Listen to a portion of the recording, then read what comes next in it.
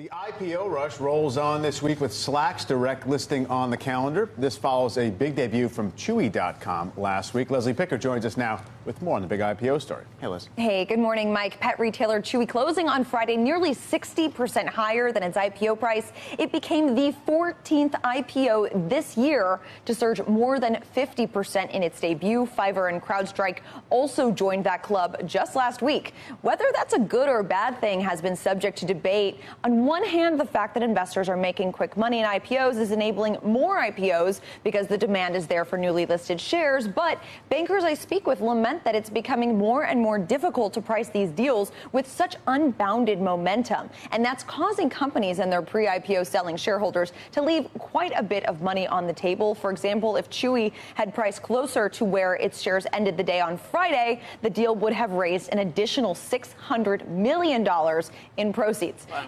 Communication software provider Slack isn't worried about mispricing an IPO or leaving money on the table. That's because Slack is debuting on Thursday with something called a direct listing. Now, this method takes the underwriters completely out of the process, so there's no IPO price. Buyers and sellers simply come together on day one to find a natural place for the stock to trade, and the company doesn't actually raise any capital. It's purely a way to get the shares public, guys. What's the downside to a direct listing? Well, the downside is that you don't have an ample market for the shares. It requires the current shareholders of Slack stock to be compelled to sell. So you have to find a price that makes them want to sell their stock on the open market. And the concern is that there won't be, or there will be just such a tiny float that it'll be very volatile in the first couple days of trading. And there's no new money raised. Exactly. Right. You're not raising new money. Right. Yeah. You're effectively to the degree the companies say they want to be private, you're effectively just becoming public without the benefit of actually getting the money capturing to push any it through. new additional